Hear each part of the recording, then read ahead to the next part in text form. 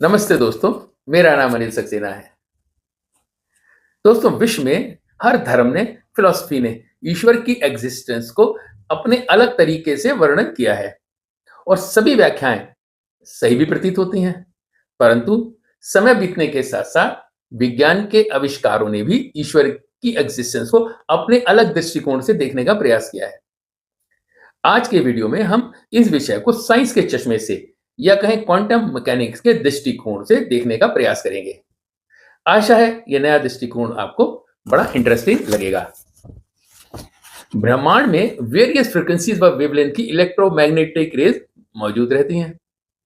According to science हमारी आंखें उस इलेक्ट्रोमैग्नेटिक स्पेक्ट्रम का सिर्फ और सिर्फ 0.003% हिस्सा ही देख सकती हैं। ह्यूमन आईज की कैपेबिलिटी इतनी ही कम होती है दोस्तों, यानी हम जिस दुनिया को सब कुछ मानते हैं वास्तव में वो एक बहुत छोटा सा अंश होता है। बाकी सब हमारी दृष्टि की क्षमता के बिल्कुल परे है। असल में हमारी आंखें सिर्फ visible part of electromagnetic spectrum ही देख पाती हैं, वायलेट से रेड कलर तक। हम 400 नैनोमीटर से 700 नैनोमीटर तक की फ्रीक्वेंसी ही देख पाते हैं, लेकिन अल्ट्रावायलेट और इंफ्रारेड जैसी फ्रीक्वेंसी जो इस ब्रह्मांड का बहुत बड़ा हिस्सा है हमें दिखाई ही नहीं देती। हमारे कान सिर्फ 20 हर्ट्ज से 20 किलो हर्ट्ज तक की साउंड ही सुन पाते हैं। इस रेंज के बाहर की साउंड फ्रीक्वेंसी सुनना हमारे लिए संभव ही नहीं है। यह सब हमारी इंद्रियों की लिमिटेशन होती है दोस्तों।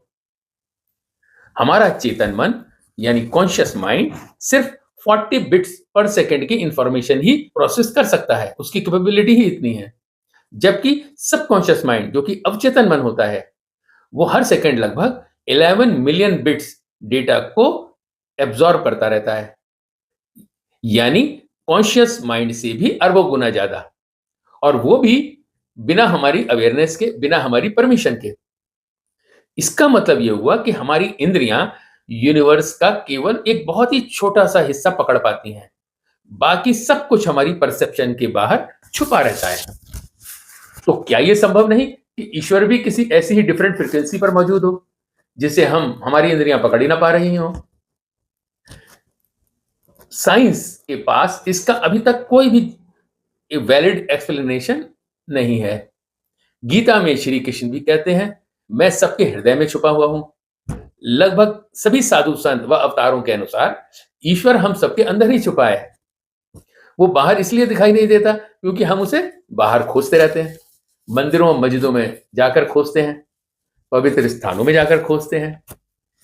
According to neuroscience human brain में ऐसे न्यूरॉन सर्किट्स हैं जो अति इंद्रिय सुख का अनुभव करा सकते हैं, पारलौकिक सुख का अनुभव करा सकते हैं।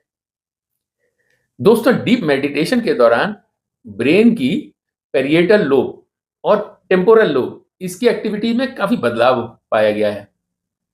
फुल अवेयरनेस व तटस्थता का अनुभव होने लगता है। ऐसा महसूस होने लगता है जैसे ब्रेन में किसी अननोन पावर का प्रवेश हो गया हो।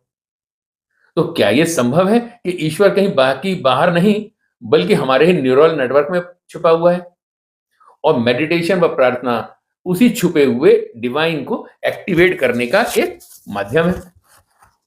आशा है भविष्य में मॉडर्न फिजिक्स की क्वांटम फिजिक्स इसका सही उत्तर खोज सके।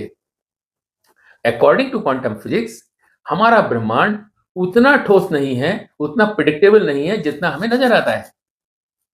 एटम और पार्टिकल जिनसे मिलकर हमारी पूरी दुनिया बनी है वो सॉलिड पार्टिकल और वेव दोनों ही स्टेट में एक साथ प्रेजेंट रहते हैं। महज आंखों से देखने पर ही वो वेव से पार्टिकल में बदल जाते हैं। सुनने में ही तो बड़ा विचित्र लगता है, परंतु क्वांटम मैकेनिक्स का नेचर ही कुछ ऐसा है और ये सत्य है। इसे क्वांटम फिजिक्स का ऑब्जर्वर इफेक्ट सिद्धांत कहा जाता है। अब सोचिए, रियलिटी खुद ऑब्जर्वेशन पे डिपेंड करती है, तो क्या यही वजह है कि ईश्वर खुद को हमारे सामने प्रकट नहीं करता?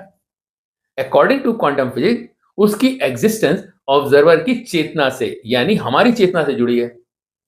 हमारी चेतना की देखने व सुनने की जो फ्रीक्वेंसी है उसकी लिमिटेशन है और उसी के कारण ये पॉसिबल हो शायद कि ईश्वर किसी दूसरी फ्रीक्वेंसी पर एग्जिस्ट करता है जो हमारी इलेक्ट्रोमैग्नेटिक स्पेक्ट्रम के बाहर है। शायद इसी कारण उसकी प्रेजेंस का हमें एहसास तो होता है, परंतु वो दिखाई नहीं देता। कुछ बुद्धिजीवियों का मानना है कि अगर ईश्वर खुलकर हमारे सामने आ जाए तो इंसान का फ्री विल खत्म हो जाएगा। फिर वो उसे प्रेम व भक्ति से नहीं बल्कि डर व मजबूरी से मानने लगेगा। शायद इसीलिए उसने अपने को इनविजिबल रखा है, ताकि इंसान उसे अपनी खोज, अपने अनुभव और अपनी कॉन्शियसनेस से महसूस कर सके, ना कि किसी के द्वारा थोपे गए प्रमाण से। दोस्तों, आशा है छोटी सी जानकारी बड़ी इंटरेस्टिंग लगी होगी। Thank you for watching my video. Bye.